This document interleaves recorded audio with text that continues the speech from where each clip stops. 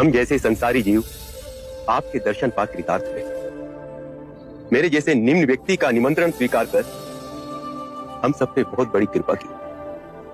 हम तो साधारण मानव हैं। क्या आप हम सबको धर्म के पद पे चलने का उपाय बताकर हम पर कुछ कृपा करेंगे? मेरी पत्नी की भी अभिलाषा है कि आप हमें जीवन जीने की निधि समझाएं।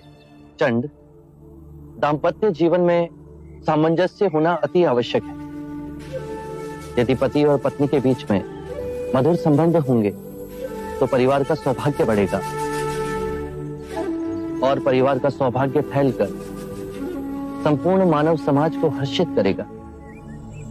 पति और पत्नी को सांसारिक रूप से ही नहीं अपितु धन कमाने की भावना और शरीर के बंधनों से ऊपर उठना होगा। पत्नी पति के ही शरीर का एक अंग है। पति को सर्वदा अपनी पत्नी का आदर करना होगा, उसे मान देना होगा। पति को भूले से भी किसी के भी सामने अपनी पत्नी का अपमान नहीं करना चाहिए। पति व्रत का पालन पत्नी करती ही है।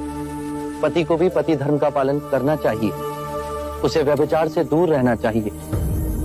पत्नी की हर इच्छा को अपने हर निर्णय में सम्मिलित करना चाहिए।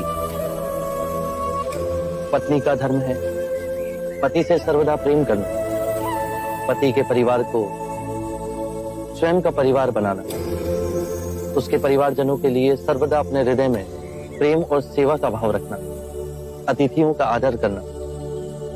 यदि परस्पर विश्वास से जिए तो परम ज्ञान की ओर एक साथ जाओगे।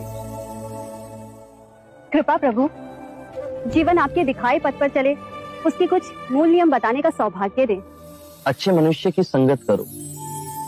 बुरे केवल वो हैं जो ध्यान पूर्वक नहीं जी रहे हैं। वो तुम्हारा भी ध्यान छीन लेंगे। अपने आसपास ऐसा वातावरण बनाओ जिससे आत्मिक वृद्धि हो। जब अंतर्मन शुद्ध होगा तो आपके सभी कृत्य धार्मिक हो जाएंगे। जो भी करो, चाहे अपना व्यवसाय या गृहिणी का कार्य, उसे गहनता से समझकर उत्तम करने की चेष्टा करो। खाना भी पकाओ तो कार्य की तरह नहीं, अभूतपूर्ण अवसर की तरह। अपने और अपने पति के माता पिता, अपने बच्चों और आपके जीवन से जो भी जुड़े हैं उनकी देखभाल करो। केवल अपने लिए स्वार्थी हो जीवन ना जियो। अपना धन, वैभव, सुख, संपदा सब में बांटो। जुआ और नशे से दूर रहो। अपने अंदर नम्रता, कृतज्ञता और साधारण जीवन के पौधे को सींचो और उपजाओ। जब भी समय मिले भिक्षु से संपर्क कर ध्यान साधना का अभ्यास करो। उससे चिंता और कलेश मिटेंगे और आपके अंदर परम शांति का उदय होगा। स्मरण रहे, हर सवेरे जब आंख खुलती है तो हमारा नया जन्म होता है और इस दिन क्या करना है वो अत्यंत महत्वपूर्ण है। मनुष्य कृतज्ञ भाव से जीना भूल गया है।